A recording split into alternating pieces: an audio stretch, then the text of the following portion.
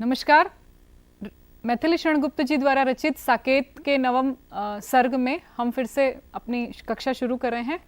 मिथिला मेरा मूल है और अयोध्या फूल, चित्रकूट को क्या कहूँ रह जाती है भूल। सिद्ध शिलाओं के आधार और गौरवगिरी उच्च उदार, तुझ पर ऊंचे ऊंचे झाड़, तने पत्र में छत्र पहाड़, क्या अपूर्व है तेरी आड़, करत है बहु जीव विहार और गौरवगिरी उच्च उदार। हमने देखा कि उर्मिला जो है वो लक्ष्मण के विरह में व्यथित हैं। लक्ष्मण चित्रकूट पर निवास कर रहे हैं, तो चित्रकूट पर्वत के प्रति उनकी क्या संवेदनाएं हैं, कवि ने यहाँ पर उन्हें प्रकट किया है। सिद्ध शिलाओं के आधार और गौरवगिरी उच्च उदार, कि हे चित्रकूट पर्वत, तुम्हारी शिलाएं ऐसी हैं, तुम्हारे वक्षस्थल पर ऐसी शिलाएं विद्यमान हैं कि उन पर निवास करने वाले व्यक्ति सिद्धि प्राप्त कर लेते हैं। सिद्ध शिलाओं के आधार और गौरवगिरी उच्च उदार। हे पर्वत, हे चित्रकूट पर्वत, तुम उच्च हो, उदार हो, सभी को आश्रय देने वाले हो। तुम्हारे वक्ष स्थल पर ऊंचे ऊंचे झाड़ हैं, यानी कि ऊंचे ऊंचे पर्वत हैं। तने पत्र में छत्र पहाड़, जिनके तने एवं पत्र पहाड़ के छत्र के समान प्रतीत होते हैं, यानी जो वृक्ष हैं वो इतने ऊंचे हैं कि उनके तने और पत्ते ऐसे लगते हैं मानो कि वो ऊंचे ऊंचे पहाड़ हैं। क्या अपूर्व है तेरी आड़, और उसके बीच बीच में जो आड़ उपस्थित होती है, जो व्यवधान तुम उपस्थित करते हो, वह भी अति अपूर्व है।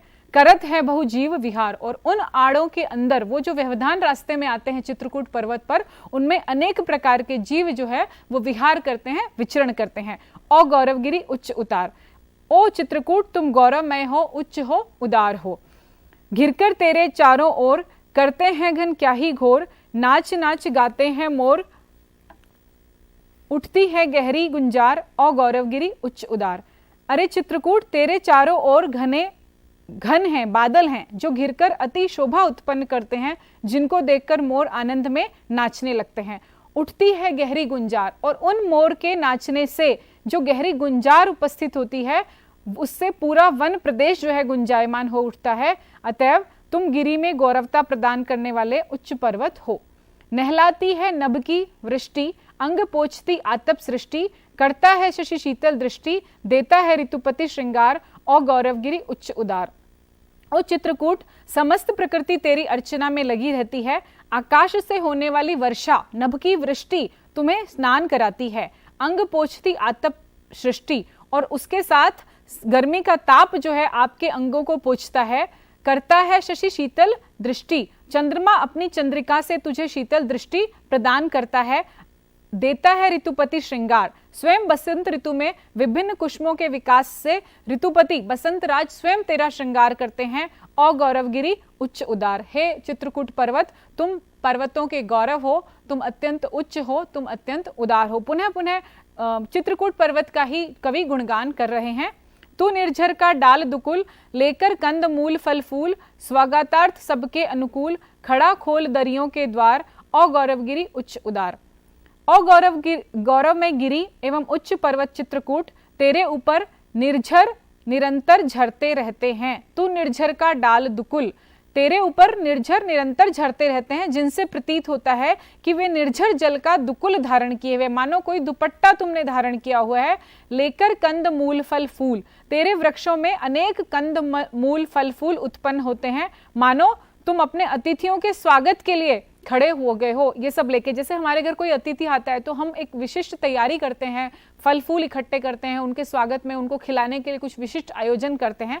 तो यहाँ पर कवि इसी तरह के भाव व्यक्त करते हुए कह रहे हैं, कवि कहते हैं लेकर कंद मूल फल फूल, स्वागतार्थ सबके अनुकूल। जैसे हमारे घर जब कोई व्यक्ति आता है तो हम उसके स्वागत में फल फूल मिष्ठान इत्यादि लाकर रख देते हैं, उसी प्रकार चित्रकूट मानो अपने अतिथियों के स्वागत के लिए कंद मूल फल फूल लेकर खड़ा है। और जैसे कोई आने वाला होता है तो हम कैसे अपने घर के द्वार खोल के एकदम प्रतीक्षारत हो जाते हैं, तो उसी तरह से चित्रकूट ने भी अपनी नदियों के द्वार जैसे अतिथियों के स्वागत के लिए खोल रखे हैं। खड़ा खोल दरियों के द्वार और गौरवगिरी उच्च उदार। सुदृढ़ धातु में उत्पल शरीर, अंतःस्थल में निर्मल नीर, अटल अचल तू धीर गंभीर, समशीतोष्ण शांति सुखसार और गौरवगिरी उच्च उदार। विविध राग रंजित अभिराम, तू विराग साधन वन धाम, कामद होकर आप अकाम और गौरवगिरी उच्च उदार। यहाँ पर हम देखते हैं कि कवि जो है चित्रकूट की महिमा का वर्णन करते हुए कहते हैं, तेरा शरीर सुदृढ़ धातु से, पाषाण से निर्मित है, अर्थात तेरे प्रस्तर जो है, पत्थर जो है अत्यंत मजबूत है। धातु एवं गेरु तुझसे प्राप्त होते हैं। निर्झर प्रवाहित होने के कारण मुझे ऐसा प्रतीत होता है कि तेरे हृदय में निर्मल नीर भरा हुआ है। तू अटल है, अचल है, धीर एवं गंभीर है। तेरे वन प्रदेश में शीत एवं गर्मी दोनों ही समान रूप से पड़ती है, ना तो अधिक गर्मी पड़ती है और ना ही अधिक सर्दी पड़ती है। तू अपने वन प्रांत निवासियों को शांति एवं सुख प्रदान करने वाला है।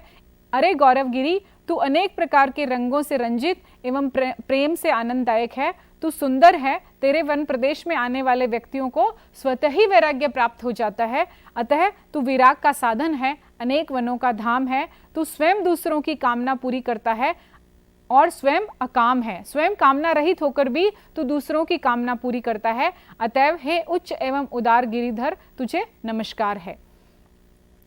प्रोषित पतिकाएं हो जितनी भी सखी, उन्हें निमंत्रण दिया। सम दुखिनी मिले तो दुख बंटे, जा प्रणय पुरस्पर लिया। अब चित्रकूट के वर्णन के पश्चात कवि ने उर्मिला के माध्यम से कहलवाया है कि प्रोषित पतिकाएं जितनी भी हैं, प्रोषित पतिकाएं यानी जिनके प्रिय विदेश गए हैं, बाहर गए हैं, जितनी भी तुझे ऐसी स्त्रियां मिले जो मेरी तरह विरह से व्यथित हैं, जिनके प्रिय विदेश गए हैं, बाहर गए हैं, तो उन्हें तुम ले आओ। उसके बाद में उन्हें निमंत्रण देके आओ। हम क्या करेंगे?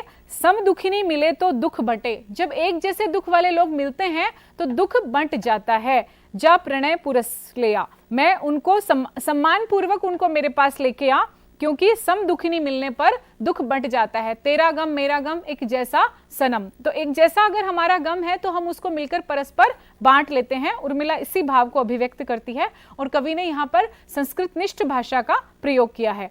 सुख दे सकते हैं तो दुखी जन ही मुझे, उन्हें यदि भेटूं, कोई नहीं यहाँ क्या जिसका कोई अभाव मैं भी मेटूं। ये कह रहे हैं कि यदि मुझे कोई सुख दे सकता है आज, तो चूंकि मैं विरह से इतनी व्यथित हूं, मुझे सुखी सिर्फ दुखी जन ही दे सकते हैं। मेरे सुख के लिए मुझे दुखी जनों से मिलना है, क्योंकि मेरे और उनके भाव एक जैसे हो जाएंगे। कुछ वो अपनी कहेंगे, कुछ मैं अपनी कहूंगी, तो हमारा दुख जो है परस्पर बांटने से कम हो जाएगा।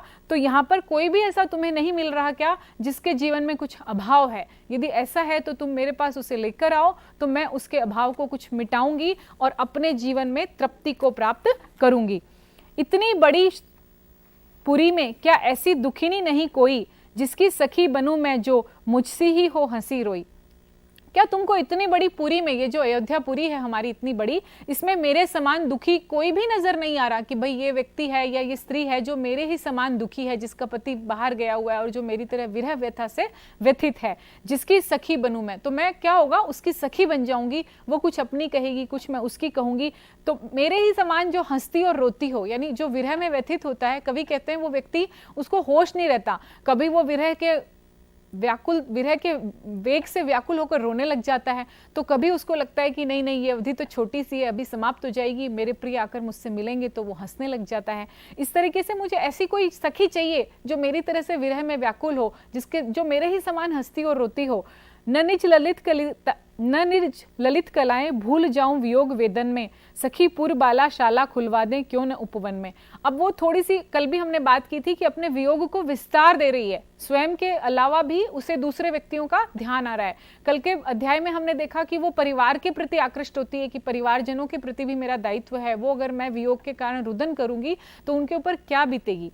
आज वो कह रही है कि जो मेरी सखी बना दो किसी को ऐसी, जो मेरे ही समान विरह से व्यथित हो, जिसके पति मेरे ही समान बाहर गए हुए हो, तो मैं क्या करूंगी, अपनी ललित कलाएं उसको सिखाऊंगी, जो मुझे आता है वो मैं उसके साथ बांटूंगी। वरना क्या हो गया, मैं इस वियोग में रोते रोते भूल जाऊंगी कि मैं कितनी ललित कलाओं को जानती हूँ। आपको भी ज्ञात होगा ना कि रचनात्मक कार्य करने से मनुष्य के दुख जो हैं वो कम हो जाते हैं। तो यहाँ पर उर्मिला वही बात कह रही है कि कोई ऐसी सखी लेकर आओ जो मेरे ही समान दुखी हो, तो मैं उसके साथ में अपना सुख दुख साझा करूं, किसी को अपनी कलाएं सिखाऊं, कुछ रचनात्मक कार्य करूं। हे सखी, हम जो है उपवन में नगर की स्त्रियों के लिए पाठशाला खुलवा देते हैं, जिनको पढ़ाने में समय का सदुपयोग होता रहेगा तथा मेरी कलाओं का अभ्यास भी बना रहेगा। यहाँ पर जो है सहानुभूति उसकी जो उर्मिला की है वो सहज रूप से प्रकट हुई है कि किस तरह से उसे दूसरों के प्रति सहानुभूति उदित होने लगी है। कौन सा दिखाऊं दृश्य वन का, बता मैं आज, हो रही है आली मुझे चित्र रचना की चाह।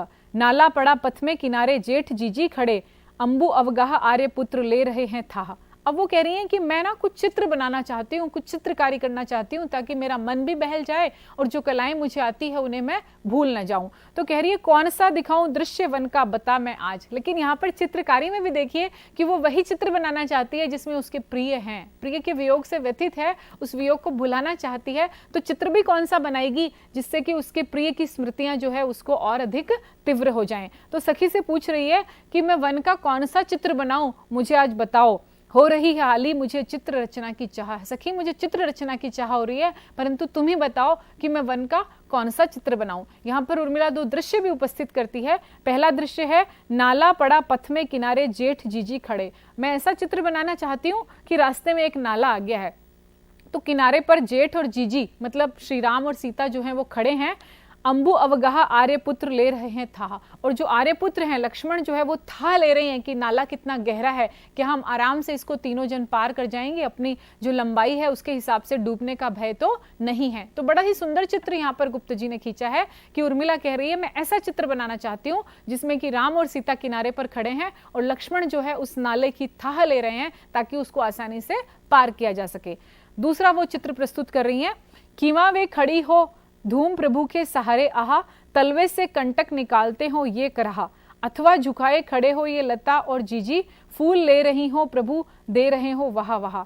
दूसरा दृश्य कह रहे हैं कि ऐसा मुझे बनाने का मन कर रहा है कि वो सीता जो है खड़ी हैं और मेरे जो पति हैं लक्ष्मण जो हैं उनके देवर उनके पैर से कांटा निकाल रहे हैं। यहाँ पर एक बहुत सुंदर लाइन है, आप देखिए, तलवे से कंटक निकालते हो ये कराहा।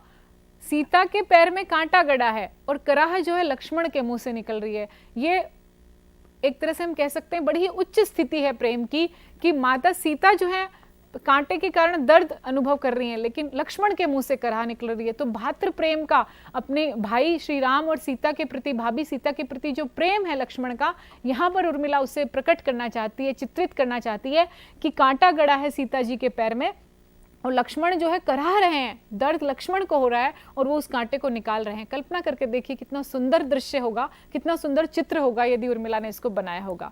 अथवा झुकाए खड़े हो ये लता और जीजी, फूल ले रही हो प्रभु दे रहे हो वहा वहा। इसके बाद वो कह रही हैं कि एक चित्र मेरे सामने ऐसा आ रहा है कि तीसरे चित्र में लता को अपने हाथ से झुकाकर आर्यपुत्र खड़े हों और जीजी उस पर से फूल तोड़ रही हो, यानी लक्ष्मण ने फूल डाली झुका रखी है और सीता जी जो है फूल तोड़ रही हैं। और उनकी इस क्रिया पर जो लोग हैं, मतलब राम खड़े हैं पास में या दूसरा कोई देख रहा है तो वाह वाह कह रहे हैं। तो इन चित्रों में देखिए यथार्थ और कल्पना दोनों हमें रोमांचित कर देती हैं। बहुत ही सुंदर समन्वय हुआ है यथार्थ और कल्पना का। एक जगह और उर्मिला ने लक्ष्मण और राम के आदर्श प्रेम को चित्रित किया है, भात स्नेह सुधा बरसे भूपर स्वर्ण भाव बरसे। अगले दोहे में हम देखते हैं, प्रिय ने सहज गुणों से दीक्षा दी थी मुझे प्रणय जो तेरी, आज प्रतीक्षा द्वारा लेते हैं वे यहाँ परीक्षा मेरी।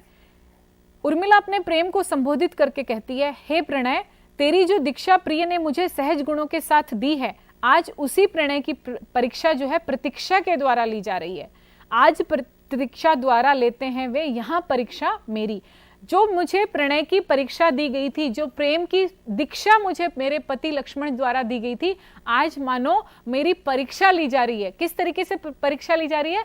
प्रतीक्षा के द्वारा। 14 वर्ष की अवधि जो वनवास की लक्ष्मण ने काटी है, वहां पर उर्मिला ने उससे अधिक विरह का अनुभव किया है, क्योंकि लक्ष्मण वहां राम और सीता के साथ हैं। यहाँ पर वो लक्ष्मण अपने कर्तव्य का पालन कर रहे हैं अपने भात्र और भाभी के प्रति, लेकिन उर्मिला जो है वो पति वियोग में अत्यंत दुखी है। तो उसे ऐसा लग रहा है कि जो प्रेम पति ने मुझे दिया था, आज मानो प्रतीक्षा के द्वारा उसकी परीक्षा ली जा रही है। जीवन के पहले प्रभात में आंख खुली जब मेरी, हरी भूमि के पात पात में मैंने हदगति हेरी। खींच रही थी दृष्टि सृष्टि यह स्वर्ण रश्मियां लेकर, पाल रही ब्रह्मांड प्रकृति थी सदैव हृदय में लेकर। तण तण को मन नम सींच रहा था बूंद बूंद रस देकर, बढ़ा रहा था सुख की नौका समय समीकरण खेकर। बजा रहे थे द्विज दल बल से शुभ भावों की भेरी, जीवन के पहले प्रभात में आंख खुली जब मेरी। ये जो है गुप्त जी का बड़ा प्रसिद्ध गीत है, जीवन के पहले प्रभात में आंख खुली जब मेरी। उर्मिला कह रही है, हे सखी, जब जीवन के पहले प्रभात में मेरी आंखें खुली, अर्थात यौवन व पति का आनंददायक सानिध्य मिला, तो मैंने अपने हृदय के कोमल भावों का प्रसार हरी भूमि के पत्ते पत्ते तक देखा। हरी भूमि के पात पात में मैंने हदगति हेरी, मैंने पत्ते पत्ते में देखा उस प्रेम को, उस विकास को। यह सुनहरी किरणों से मंडित सृष्टि मुझे बरबस आकर्षित कर रही थी, खींच रही थी दृष्टि सृष्टि। यह स्वर्ण रश्मियां लेकर पाल रही ब्रह्मांड प्रकृति थी सदैव हृदय में लेकर। ऐसा प्रतीत होता था मानो यह प्रकृति सहृदय मन से इस ब्रह्मांड को पाल रही थी।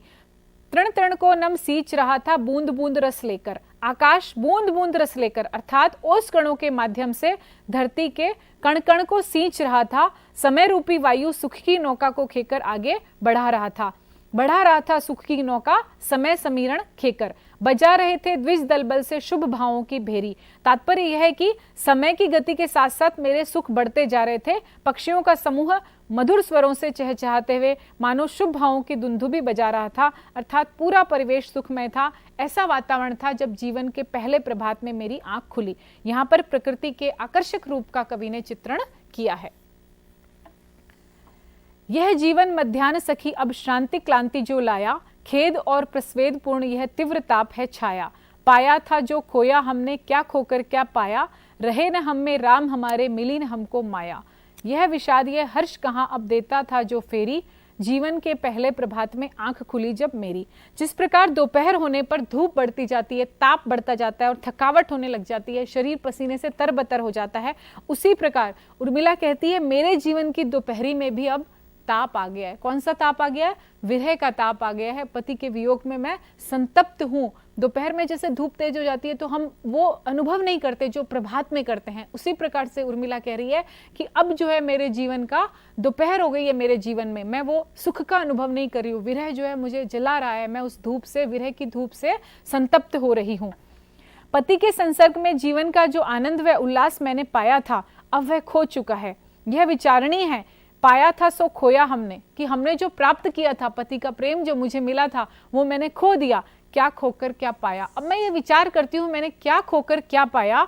रहे न हम में राम हमारे, मिली न हमको माया। कहावत है ना, राम मिली न माया, दोनों जहान से गए।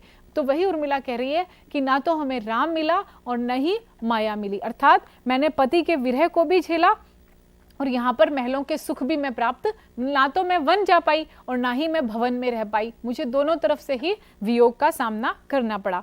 यह तो हमारे जीवन में विषाद व्याप्त हो गया। वह प्रसन्नता अब दिखाई नहीं देती जो राम, सीता व प्रियतम के यहाँ होने पर मिलती थी। यहाँ पर उर्मिला के विरह का प्रकृति के माध्यम से बड़ा प्रभावी चित्रण किया गया है। भाषा प्रवाहपूर्ण और आकर्षक है। वह कोयल जो कूक रही थी आज हुक भरती है। वह कोयल जो कूक रही थी आज हुक भरती है। पूर्व और पश्चिम की लाली रोष वृष्टि करती है। लेता है निश्वास समीरण, सुरभि धूलि भरती है। उबल सूखती है जलधारा, यह धरती भरती है। पत्र पुष्प सब बिखर रहे हैं, कुशल न मेरी तेरी। जीवन के पहले प्रभात में आंख खुली जब मेरी। वियोगावस्था में विरहिणी को कुछ भी अच्छा नहीं लगता। सारी प्रकृति जो है विरहिणी के साथ वियोग में रोती हुई प्रतीत होती है। उसे लगता है कि मैं अकेली दुखी नहीं हूँ, ये कण कण प्रकृति का मेरे वियोग में दुखी है। प्रकृति का कण कण जैसे मेरे साथ रो रहा है। वह कोयल जो कूक रही थी, जो पहले कोयल कूकती थी अमराइयों में, वह आज हूक भरती है। जैसे उसे भी वेदना हो रही है, वह भी अब हूक भर रही है। पूर्व और पश्चिम की लाली अर्थात भोर की लालिमा और संध्या समय की लालिमा जो पहले आंखों को शीतलता प्रदान करती थी, विरहिणी को ऐसा प्रतीत होता है मानो रोष की वृष्टि कर रहा है, क्रोध की वृष्टि कर रहा है। ये जो लालिमा है ना सुबह और शाम के समय आकाश की, वो लालिमा नहीं है, वो जैसे गुस्से से लाल चेहरा है प्रकृति का। प्रकृति भी नाराज है कि उर्मिला के विरह से प्रकृति भी व्यथित है।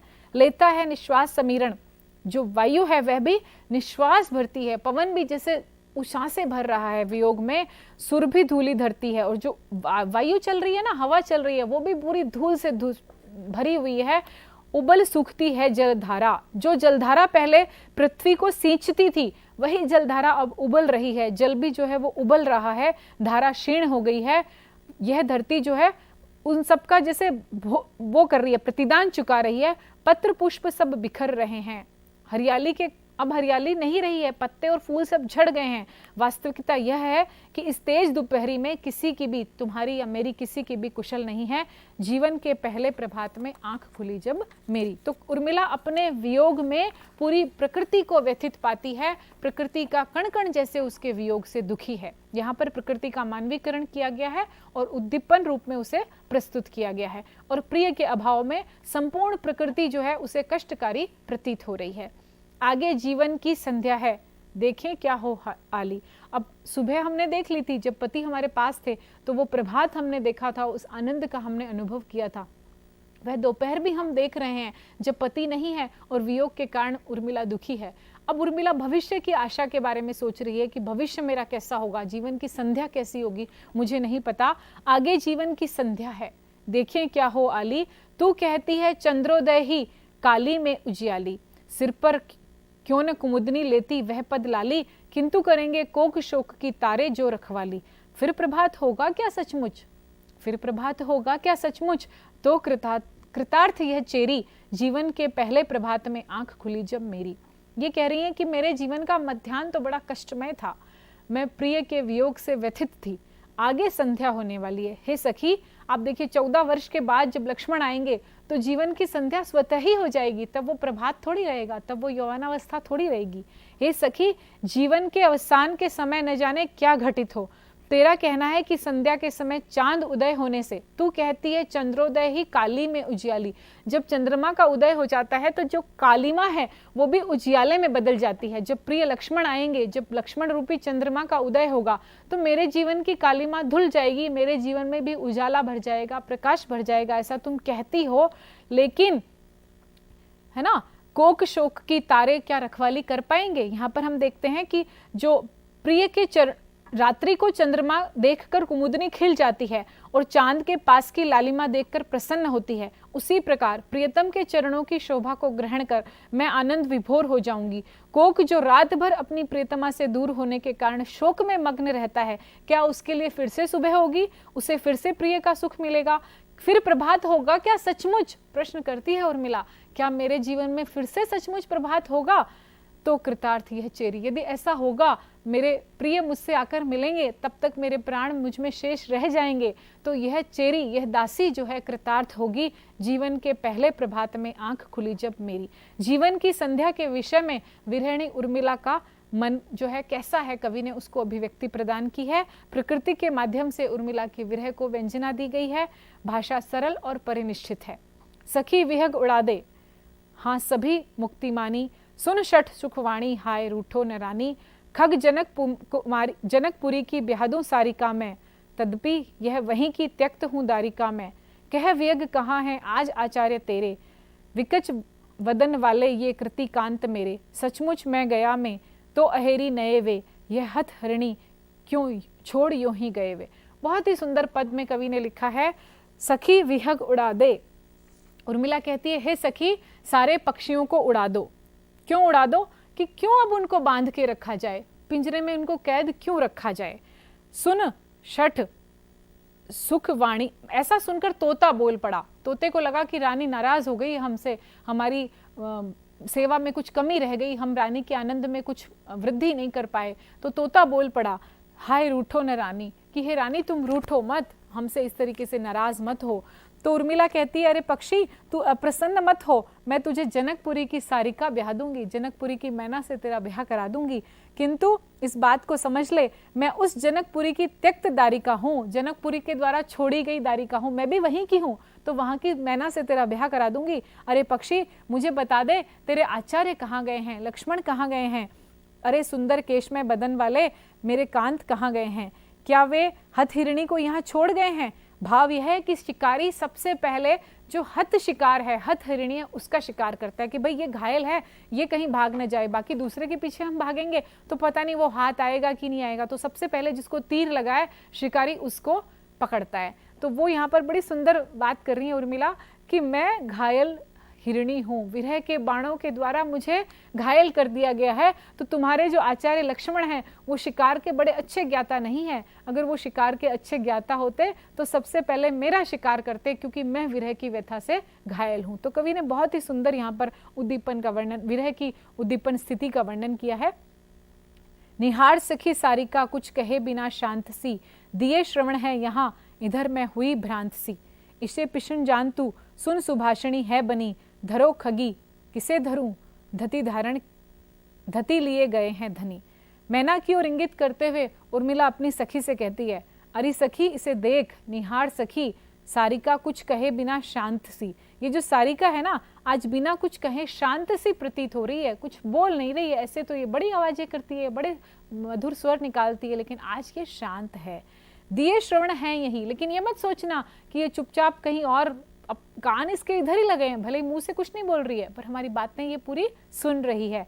इधर मैं हुई भ्रांत सी, और यहाँ पर मेरी हालत कैसी है, मैं भ्रमित सी हो गई हूँ, भ्रांत सी हो गई हूँ, मुझे कुछ समझ में नहीं आ रहा है। इस समय यह सुभाषिणी बनी हुई है, सुन सुभाषिणी है बनी। तुम ध्यान से सुनो मेरी बात, यह सुभाषिणी बनी हुई है, लेकिन इसे तुम पिशुन ही जानो। और तुम जो कह रही हो ना कि मैं धैर्य धारण करूं, तुम ये बताओ कि धैर्य तो धनी ले गए। हमने पहले भी बात की है कि राजपुताने में धनी पति को कहा जाता है। तो यहाँ पर उर्मिला कह रही है कि जो धैर्य धारण करने को तुम मुझे कह रही हो, वो धैर्य तो मेरे पति के साथ चला गया, अर्थात मैं धैर्य धारण नहीं कर सकती, विरह से मेरा हृदय बहुत ही व्याकुल है। तुझ पर मुझ पर हाथ फेरते साथ यहाँ, शशक विदित है तुझे आज वे नाथ कहाँ। तेरी ही प्रिय जन्मभूमि में दूर नहीं, जा तू भी कहना कि उर्मिला क्रूर नहीं। अब उर्मिला कह रही है, शशक को संबोधित करते हुए कह रही है, हे शशक, मेरे वे नाथ कहाँ हैं जो तुझ पर और मुझ पर एक साथ हाथ फेरते थे, एक हाथ तेरे ऊपर फिराते थे और एक हाथ मेरे ऊपर फिराते थे। ऐसा उनका स्नेह था, हम दोनों को ही स्नेह देते थे बराबर। आज वो कहाँ चले गए, तुझे नहीं पता है, मुझे पता है, मैं तुझे बताती हूँ। तेरी ही प्रिय जन्मभूमि में, जो तेरी जन्मभूमि है ना, कानन जंगल जहाँ तुम जन्मे हो, वहीं पर आज मेरे स्वामी गए हैं। आज मेरे स्वामी तेरी जन्मभूमि में है, दूर नहीं है।